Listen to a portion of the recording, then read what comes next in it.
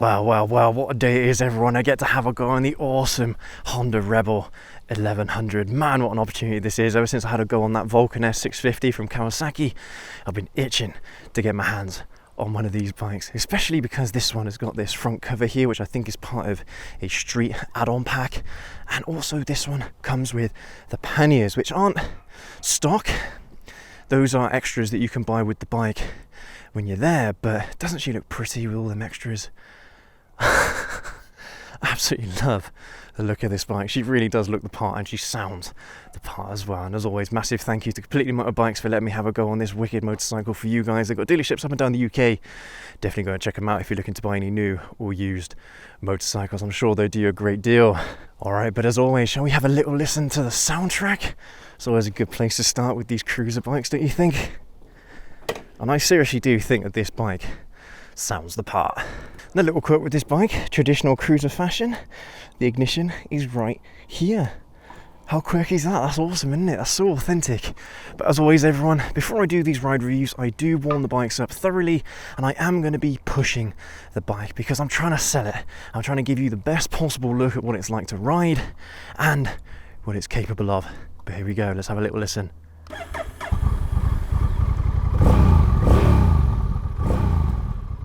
Oh, that's grunty, isn't it?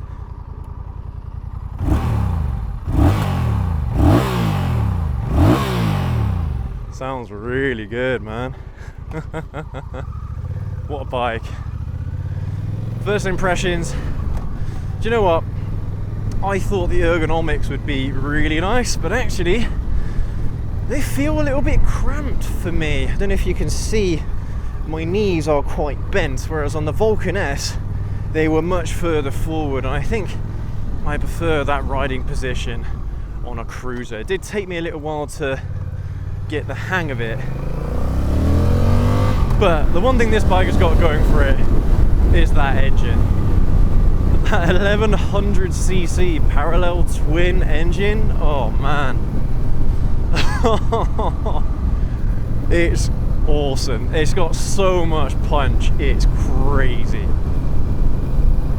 A really neat amount of power, and this thing doesn't really have the most horsepower, but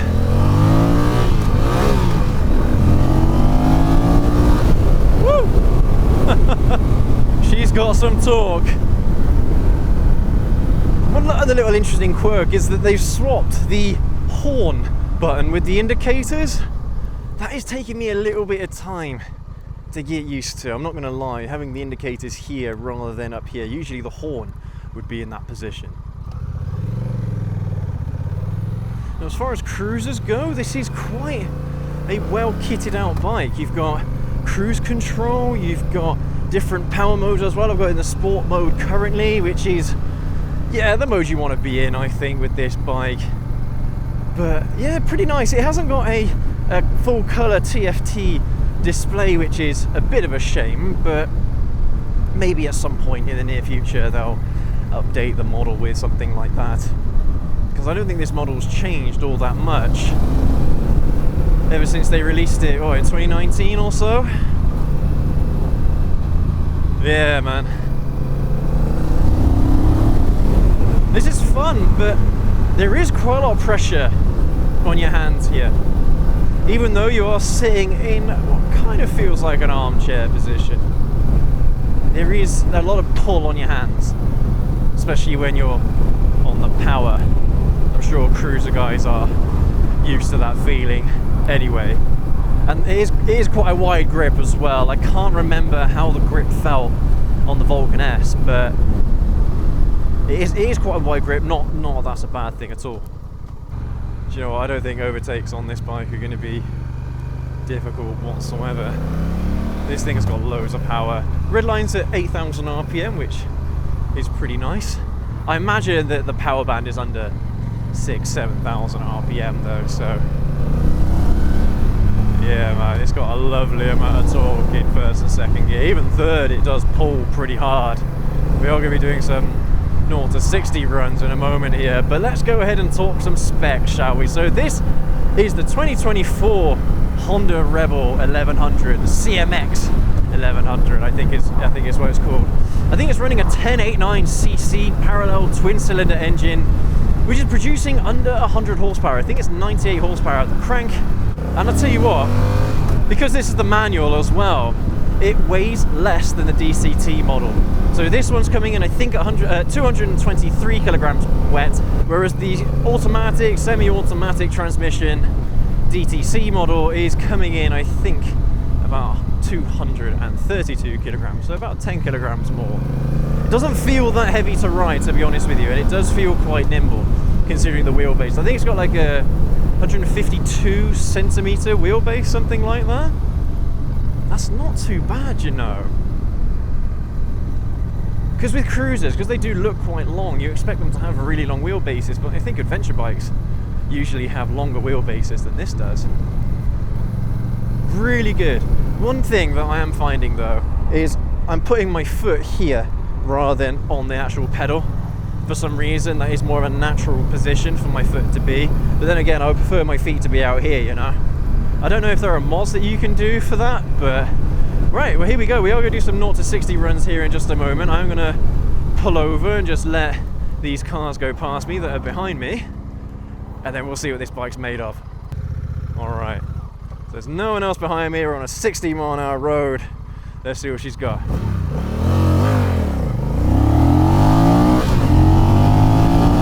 Woo! I'll tell you what, this bike wants to wheelie. That's crazy. Right, there's no one else behind us. Let's do another one. Here we go. The throttle response is insane. Oh no! Oh, the traction control cut it off. Damn. Let's try again. Here we go. Let's see if we can get a nice smooth run. Yeah, it really bogs down in first gear if you try launching too quickly. Come on, let's try and get a proper one here. One more. Come on, bikey. Come on, please don't. Here we go. There we go. That's better. I mean, that's got to be what? Between 4 and 5 seconds, maybe under 3 seconds, something like that. Of course, you do have to shift into second to get up to 60 mile an hour, but that's a pretty sweet gear ratio. Especially on a bike like this, because it's quite a short gear ratio. You get loads of torque. Then again, we are in 5th, and it does struggle in 5th. But yeah, man, it's all about that first, second, third, even 4th gear to some extent. Yeah, it is a lot of fun. It is a real shame that traction control, wheelie control kicks in quite early. I was trying to be as aggressive as I could on the clutch, but it wasn't letting me. Which is a shame, but yeah, this bike will wheelie. I'm telling you.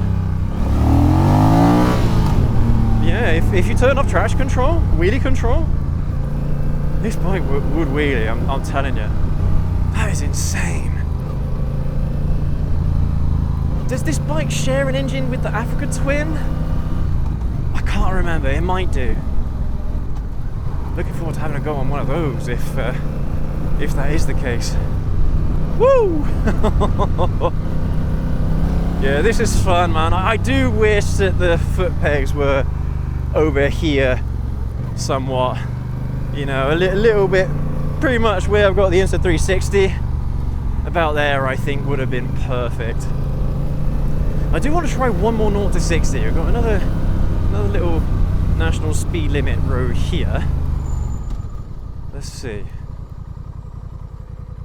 Here we go. Is it worth turning off traction control?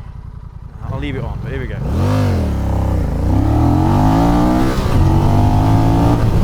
I think that was the best launch yet. But yeah, that traction control, wheelie control kicks in very quick. I suppose it's probably a good thing considering how much torque.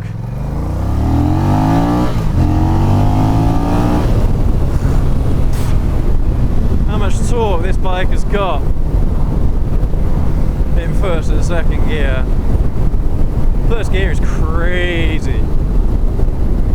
Super quick. Now I'm not sure how that compares to a traditional V-twin cruiser, pushrod V-twin. I'm sure they're producing more torque than this bike is, so I don't know, because I'm a newbie cruiser rider, but I am enjoying this, especially because it's got the key in the ignition is on the engine or next to the engine. That's really, really neat. Oh, I didn't get a nod. I was expecting a nod from a fellow cruiser bike rider. That's a shame. What's the horn sound like? Yeah, it's cute. It's a cute little horn. But yeah, you're pretty kitted out on this bike for the most part. It's great that it's got cruise control. I think if the Vulcan 650 had cruise control on it, that would be an awesome feature. But I'm telling you right now, I'm really curious about turning off traction control. Let's see. Yeah, because I'm still getting used to these controls. They are fairly new to me. But yeah, let's see. Maybe it won't let me do it whilst I'm on the go. Okay. I'm telling you right now, man, this thing's gonna wheelie.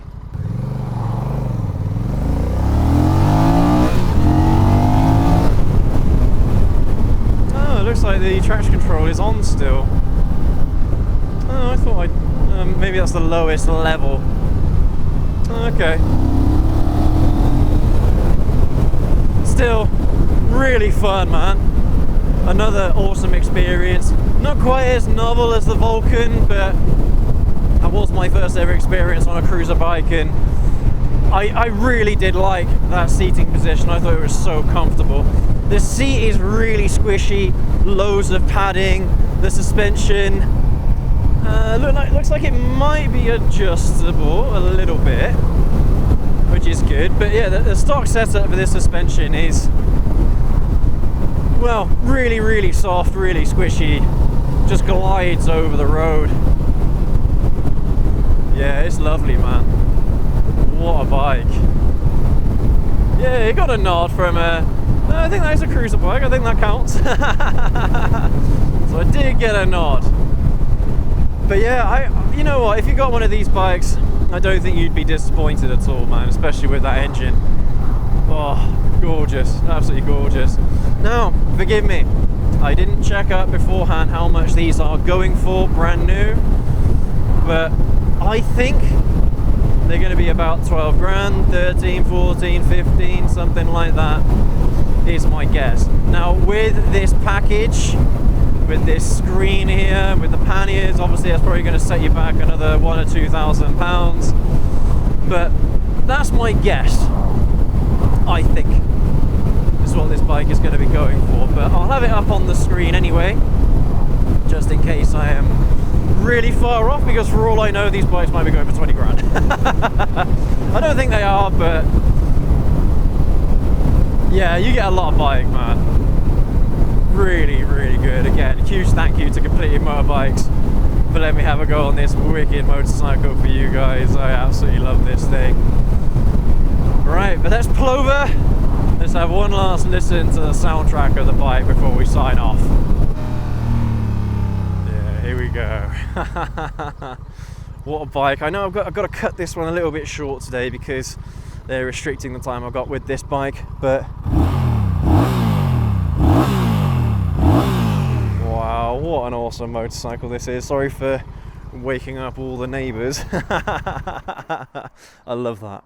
The key in the ignition is on the side. That's wicked, man. But thank you ever so much for watching this one. You guys let me know what you think of the Honda Rebel 1100 down in the comment section below. And as always, go ahead, leave that like, hit that subscribe button and that notification bell so you don't miss any more of our Honda motorcycle reviews, and we'll catch you all in the next video. Everyone take care, ride safe.